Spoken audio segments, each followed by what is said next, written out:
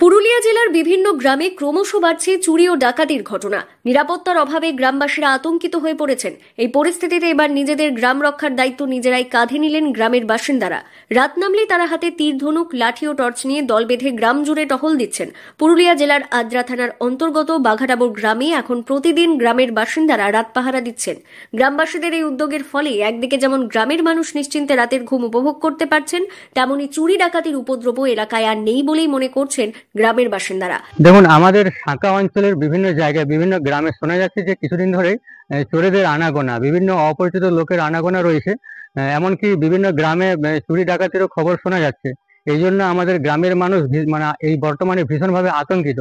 তার জন্য আমরা আমাদের বাঘাডাবর গ্রাম থেকে বেশ কিছু ছেলে একত্রিত হয়ে আমরা পাহারা দিচ্ছি, যাতে গ্রামের মানুষ নিশ্চিন্তে ঘুমাতে পারে। গ্রামবাসীদের মধ্যে বিবেক কর্মকার, আকুল চন্দ্র মাহালি বলেন, এলাকায় বেশ কিছুদিন ধরেই অপরিচিত লোকজনের আনাগোনা লক্ষ্য করা যাচ্ছিল। জেলার অন্যান্য গ্রামেও চুরি ডাকাতির খবর প্রায়শই শোনা যাচ্ছিল। তাই আমরা আতঙ্কিত হয়ে নিজেরাই গ্রামকে নিরাপদ রাখার সিদ্ধান্ত নিয়েছি। সচেতন থাকা এবং একে অপরের পাশে দাঁড়ানোই এখন আমাদের নিরাপত্তার মূল চাবিকাঠি। এই যে আপনারা যে জড়ো হয়েছেন, এটা কি জন্য আপনারা জড়ো হয়েছেন? এই বাড়িতে ধরুন গ্রামে আসছে চোর টোর, এই জন্য পাহারা দিচ্ছি আমরা। আর এটা কি কতদিনের জন্য আপনারা পাহারা দিচ্ছেন? এখন ধরুন চলবে এই পাহারা। এর আগে কি গ্রামে কখনো পাহারা দিয়েছেন? হ্যাঁ, দিয়েছে।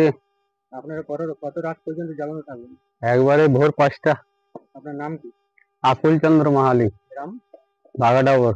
বাঘাডাবর গ্রামের এই উদ্যোগ কেবল পুরুলিয়ার জন্য নয়, বরং রাজ্যের অন্যান্য গ্রামের জন্যও আজ অনুপ্রেরণার উৎস হয়ে উঠেছে। গ্রামের মানুষের একতা ও সতর্কতার জোরে চোরদের দৌরাত্ম্য অনেকাংশে কমছে, আর মানুষ ফিরে পাচ্ছেন নিরাপত্তার স্বস্তি ও আত্মবিশ্বাস। পুরুলিয়া থেকে শান্তনু দাসের রিপোর্ট, লোকাল 18 বাংলা।